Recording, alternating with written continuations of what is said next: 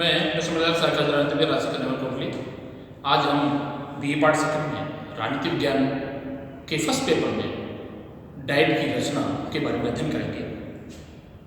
जैसा कि विदित है कि प्रत्येक राष्ट्र का एक अपना केंद्रीय विधानमंडल होता है जो देश की व्यवस्था टिकाती है।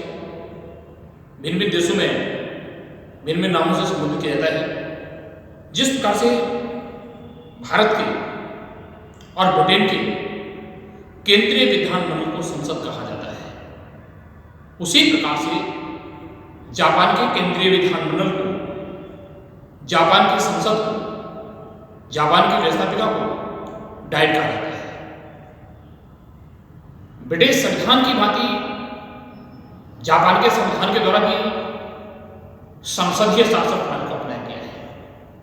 अर्थात संसदीय शासन प्रणाली में व्यवस्थापिका और कार्यपालिका में घनिष्ठ संबंध होता है। मंत्रिमंडल के सभी सदस्य व्यवस्थापिका में से लिए जाते हैं। प्रत्येक विभाग का मंत्री अपने विभाग के प्रति और सामूहिक रूप से संसद के प्रति जवाबदेही होता है, उत्तरदायी होता है। ब्रिटिश संसद की भांति जापान की डाइट के भी दो सदन होते हैं। एक निम्न सदन होता है जिसे प्रतिनिधि सभा कहा जाता है, दूसरा द्वितीय और उच्च सदन होता है जिसे सभासद या पार्षद सभा के नाम से जानते हैं। ब्रिटिश संसद की भांति जापान की डाइट के दोनों सदनों के सदस्य प्रत्यक्ष रूप से देश के मताधिकार के आधार पर देश की जनता के द्वारा निर्वाचित होते हैं।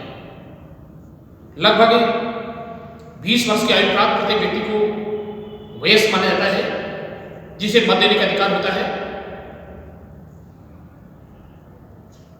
लेकिन मेजी संविधान में भी डाइट का सूत्र था, लेकिन उस समय डाइट के पास अनेक प्रकार के महत्वपूर्ण अधिकार शक्तियां नहीं थी। जापान के सोवियत संविधान के द्वारा स्वीकार की जो अधिकार शक्तियां जो प्रदान की गई व्यापक अधिकार शक्तियां डाइट के पास नहीं होती हैं।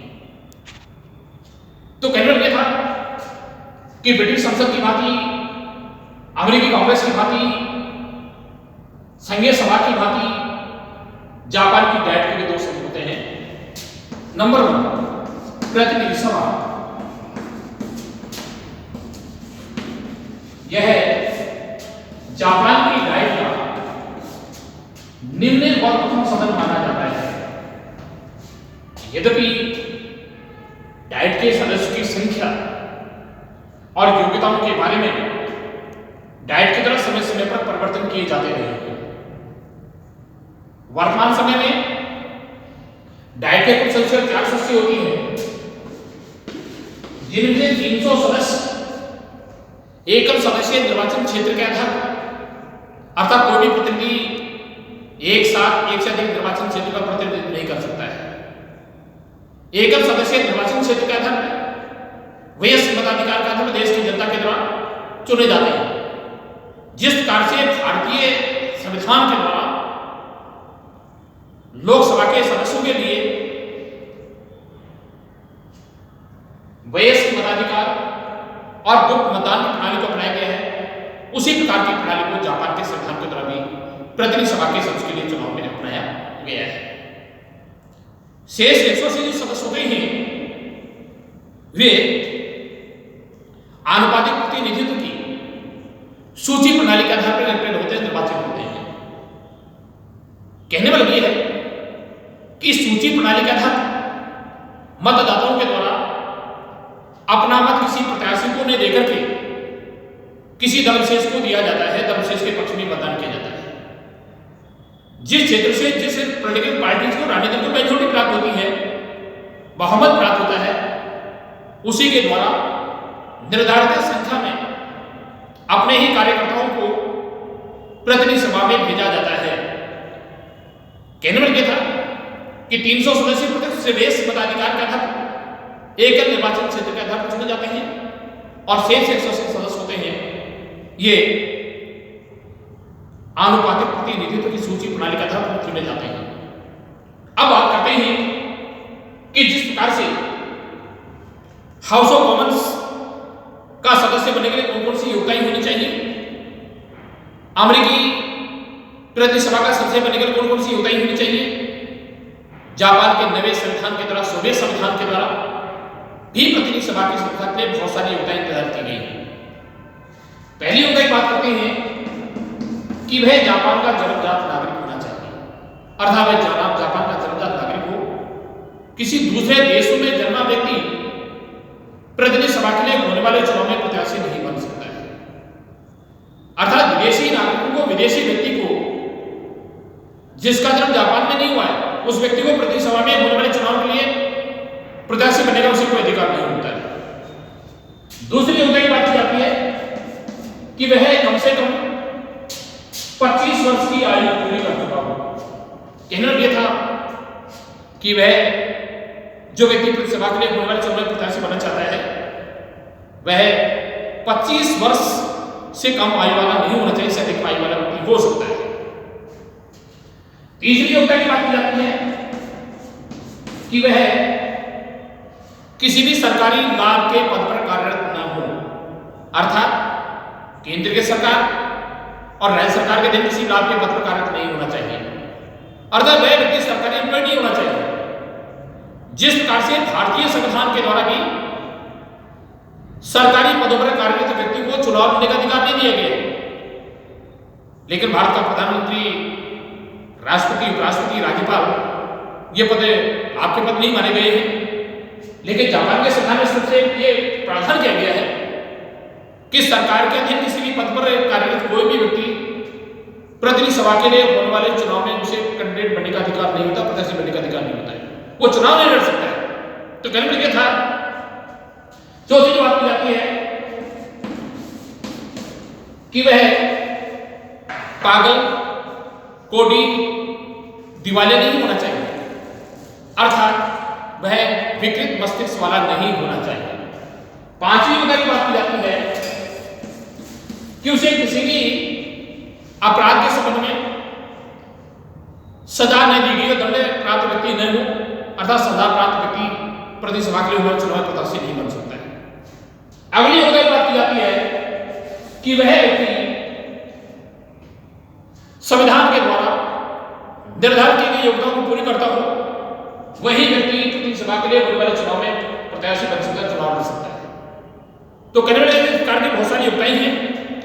उसे मत देने का अधिकार होना चाहिए, मतदाता सूची में उसका नाम होना चाहिए। अब बात करते हैं चुनाव। प्रतिनिधि सभा के सभी सदस्यों का चुनाव प्रत्यक्ष रूप से वयस्क मताधिकार तथा गुप्त मतदान प्रणाली और सूची प्रणाली का आधार होता है। बात करते हैं कार्यकाल की बात करते हैं। प्रतिनिधि सभा के सदस्यों का कार्यकाल 4 वर्ष का होता है, लेकिन प्रतिनिधि सभा के द्वारा 4 वर्ष से पूर्व ही उसे सम्राट के द्वारा समय से पूर्व भंग किया जा सकता है, डिसमिस किया जा सकता है। यद्यपि प्रतिनिधि सभा को भंग करने की पावर होती है, सम्राट का विशेषाधिकार होता है, लेकिन वह इस अधिकार का प्रयोग देश के प्रधानमंत्री के परामर्श के अनुसार ही करता है, उसे सिफारिश के अनुसार ही कर सकता है। बिना प्रधानमंत्री की सिफारिश के वह प्रतिनिधि सभा को भंग नहीं कर सकता है। जब देश के प्रधानमंत्री के द्वारा स्वेच्छा से त्यागपत्र दे दिया जाता है, ऐसी स्थिति में संपूर्ण मंत्रिमंडल को त्यागपत्र देना होता है, रिजाइन करना ही होता है। और त्यागपत्र देने के लगभग 10 दिन के बाद, त्यागपत्र देने के लगभग 10 दिन की अवधि के भीतर सम्राट के द्वारा प्रतिनिधि सभा को भंग किया जाता है और प्रतिनिधि सभा के लिए दोबारा 40 दिन की अवधि के भीतर दोबारा चुनाव कराए जाते हैं। या तो देश का प्रधानमंत्री सम्राट को सिफारिश करके प्रतिनिधि सभा को डिसमिस करा सकता है, या फिर प्रतिनिधि सभा के द्वारा मंत्रिमंडल के विरुद्ध अविश्वास का प्रस्ताव पारित कर दिया जाता है, तो भी उसके बाद प्रतिनिधि सभा को भंग कर दिया जाता है। लेकिन जब एक प्रतिनिधि सभा को डिसमिस किया जाता है, भंग करने की तिथि से लेकर 40 दिन के भीतर दोबारा नई प्रतिनिधि सभा के लिए चुनाव कराए जाते हैं। अब बात करते हैं गणपूर्ति। गणपूर्ति सदन की वह न्यूनतम संख्या होती है जिसके अभाव में सदन के कामकाज को नहीं चलाया जा सकता, सदन की कार्रवाई नहीं चलाया जा सकता है। अगर किसी प्रकार का कोई निर्णय लेना है कोई प्रस्ताव पारित करना है तो कम से कम उस सदन में उतने न्यूनतम सदस्य उपस्थिति आवश्यक मानी जाती है। प्रतिनिधि सभा की जो अनुमति मानी जाती है, कुल सदस्य के 1/3 सदस्यों की उपस्थिति को गणपूर्ति माना गया है, अर्थात कुल सदस्य के लगभग 1/3 सदस्य उपस्थित होने चाहिए, तभी प्रतिनिधि सभा की कार्रवाई संचालित हो सकती है, बाकी नहीं हो सकती। अब बात करते हैं प्रतिनिधि सभा के पदाधिकारी, बात करते हैं प्रतिनिधि सभा के जो पदाधिकारी स्पीकर होता है, एक डिप्टी स्पीकर होता है, अर्थात एक सभापति और एक सभापति होता है। सभापति के द्वारा प्रतिनिधि सभा के लिए होने वाले अधिवेशनों में मीटिंग में बैठने की अध्यक्षता करने का काम करता है। स्पीकर ही निर्णय लेता है किसी विधेयक पर कितने समय तक विचार विमर्श होना है, समाधि का निर्णय स्पीकर द्वारा किया जाता है। अब बात करते हैं विशेषाधिकार। जिस प्रकार से भारतीय संविधान के द्वारा संसद के सदस्य को बहुत सारे विशेषाधिकार दिए गए हैं, उसी प्रकार के विशेषाधिकार जापान के नए संविधान के द्वारा, सोवियत संविधान के द्वारा डाइट के सदस्य को दिया गया है। नंबर वन, पहली बात करते हैं, उन्हें सदन में अपनी बात कहने का पूरा अधिकार होता है। अर्थात जापान में प्रतिनिधि सभा के द्वारा, सदस्यों के द्वारा दिए गए वक्तव्य के आधार उनके किसी प्रकार की कोई अनुशासन कार्रवाई नहीं की जा सकती है। दूसरा, उन्हें अधिवेशन के दिनों में नियमानुसार वेतन और भत्ते प्राप्त करने का अधिकार होता है। उन्हें अपना एक कार्यालय, अपना प्रशासन सचिव रखने का अधिकार होता है। और सबसे इंपोर्टेंट बात की जाती है कि अधिवेशनों के दिनों में किसी भी सदस्य को सदन की अनुमति के बिना उसे गिरफ्तार नहीं किया, सदस्य नहीं किया जा सकता है।